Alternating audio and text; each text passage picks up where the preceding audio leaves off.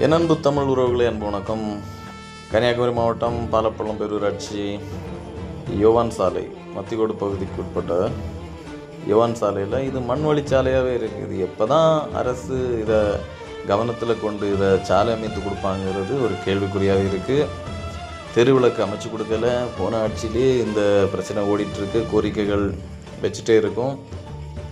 உறவுகளே, தாய்மாமன் சீருன்னு சொல்லிட்டு அதுக்கு 755 கோடிக்கு மேலே நிதி ஒதுக்கியிருக்காங்கன்னு சொல்கிறாங்க. ஆனால் ஒட்டுமொத்த சாலைக்கும், இந்த தமிழ்நாட்டில் இருக்கிற ஒட்டுமொத்த சாலை பணிக்காக நிதி ஒதுக்கவில்லை. அப்புறம் மருத்துவ தரத்தை மேம்படுத்துறதுக்கு நிதி ஒதுக்கி இருக்கலாம். பாருங்கள், இது என்னுடைய கருத்தை நான் பதிவு செய்கிறேன். ஜனநாயகத்தில் கருத்துரிமை இருக்குது. நான் என்னுடைய கருத்தை நான் பதிவு பண்ணுறேன்.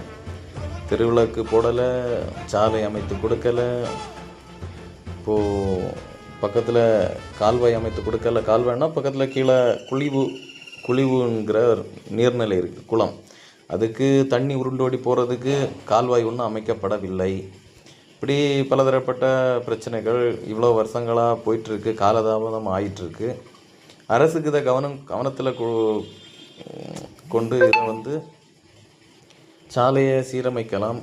நிதி பற்றாக்குறை பிரச்சனை இருந்ததுன்னா கொஞ்சம் நிதி இருக்கிறத பொறுத்து கொஞ்சமாவது செய்து முடிக்கலாம்.